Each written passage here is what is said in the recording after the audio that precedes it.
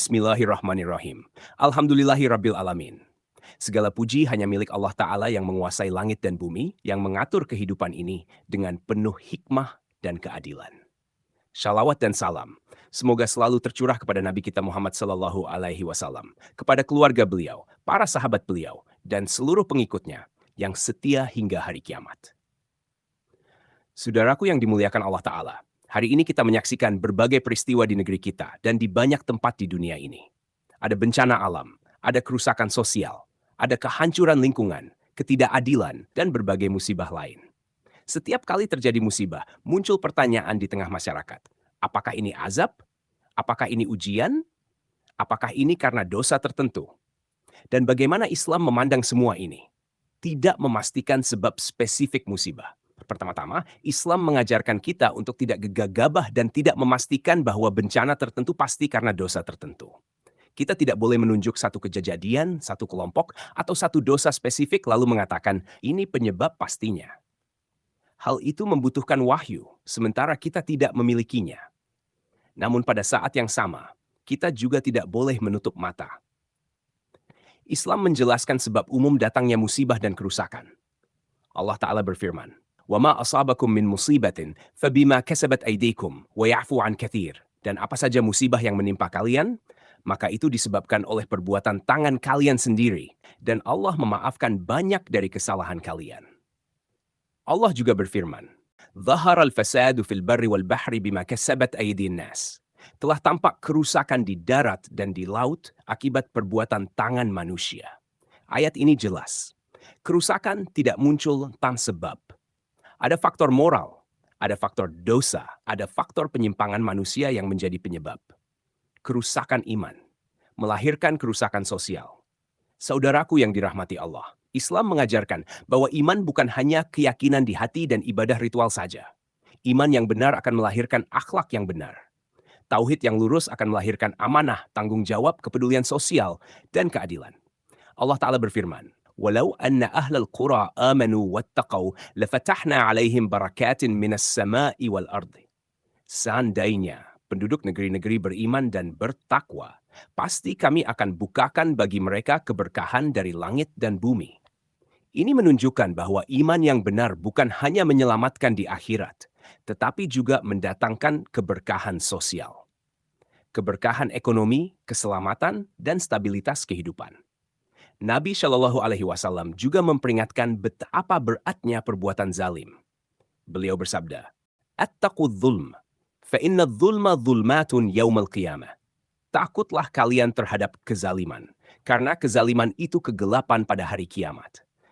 Zalim itu bukan hanya memukul atau menyakiti secara fisik, tetapi termasuk mengambil hak orang lain, merampas kekayaan rakyat, curang dalam urusan ekonomi, merusak hutan dan lingkungan, membiarkan ketidakadilan, dan segala bentuk kerusakan sosial. Ini bukan sekadar masalah teknis. Ini dosa besar dalam agama. Islam menjaga agama, jiwa, harta, akal, dan kehormatan. Islam datang sebagai rahmat untuk seluruh alam. Islam menjaga 5 hal utama yang disebut maqasid syariah. Menjaga agama, menjaga jiwa, menjaga akal, menjaga harta, dan menjaga kehormatan manusia. Karena itu, Islam sangat mendorong amal sosial, kebaikan, dan kepedulian kepada kehidupan.